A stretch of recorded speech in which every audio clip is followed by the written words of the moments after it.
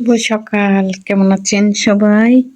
শুভ সকালবেলা। দেখেন কি অবস্থা, আমার খাটের অবস্থা কি দেখেন, খাটের অবস্থান নাই। আর ম্যাম সাহেব তো সারা রাত আমারে জাগাই রাখে। ম্যাম সাহেবের তো কোনো নাই। তো আজকে আর ঘুমাইতে দিলাম না, সকালবেলা আমি উঠাই দিলাম সকাল সকাল। ম্যাম সাহেবের অবস্থা দেখেন, আর এই যে আমার খাটের অবস্থা সকাল সকাল। এখন এগুলা গুছাইতে হবে, না ঘুম না নিদ্রা সব কিছু। তো বাহিরেও ফর্সা হয়ে গেছে, জানলাও মিলে দিচ্ছি, একটু ঠান্ডা ঠান্ডা বাতাস আজকে। তো চলেন কি কি কাজ করি বাবুরে নিয়ে। তো এগুলো সব করে, আর এখন একটু তেল মালিশ করি, তার শরীরে একটু ম্যাসেজ করি, করে টেরে তাকে গুছিয়ে তারপর খাট পরিষ্কার করব। মা হওয়ার যে কি যন্ত্রণা। ঘরটা ঝাড়ু দিয়ে এখন নিজে ঘর মুছতাছি। আজকে বাবুর 11 দিন বয়স, তাই আস্তে আস্তে নিজে কিছু কাজ করতে করতে শিখি। কারণ লড়াচড়া যদি না করি তাহলে তো আর নিজের কাজটা নিজের করা হলো না, অন্যের ভরসায় থাকার সাথে।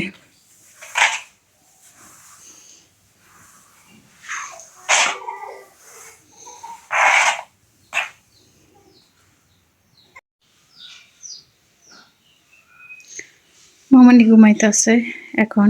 তো আমি আবার এই ফাঁকে সব কাজ কাম করে নিতে আসি, বাবুর ডুমাগুলা ধুয়ে নিতে আসি।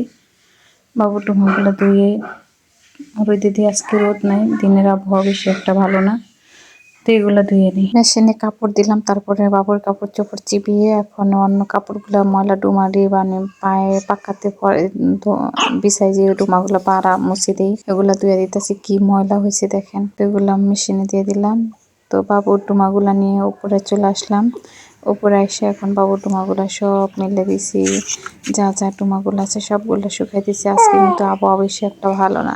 আর আপনাদের মামনি তো হ্যাঁ এখন দেখেন পুদিনা পাতা অবস্থা কি। এতদিন পুদিনা পাতা পাইনি খাওয়ার জন্য, নিজের জন্য পাইনি, আর এখন আল্লাহর রহমতে নিজে খাইও অন্যকে দেওয়া যাবে। এত সুন্দরভাবে পুদিনা পাতা হয়েছে।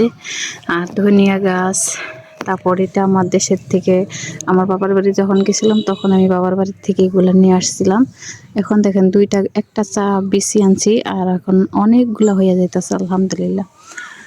আর এই যে বাবার দেশের বাড়ি থেকে যে মরিচ গাছ আনছি, মাশাআল্লাহ দিলে মরিচ গাছে মরিচ ধরতেছে, অনেক মরিচ ধরছে আলহামদুলিল্লাহ। কিন্তু আমি কি খাবার পারবো এই মরিচ? কারণ বাবু এখন তো খাবার পারবো না। আর আপনাদের সাথে তো অনেক দিন পরে ছাদ বাগান শেয়ার করতেছি। আর এই যে মেহেদি গাছের মেহেদি পাতা, আলহামদুলিল্লাহ ছাদের গাছে মেহেদি পাতা। তার এই যে ডালিম গাছে আলহামদুলিল্লাহ ডালিম, এই যে ডালিম অনেক ডালিম ধরছিল কিন্তু পচে গেছে, এটাও পচে গেছে।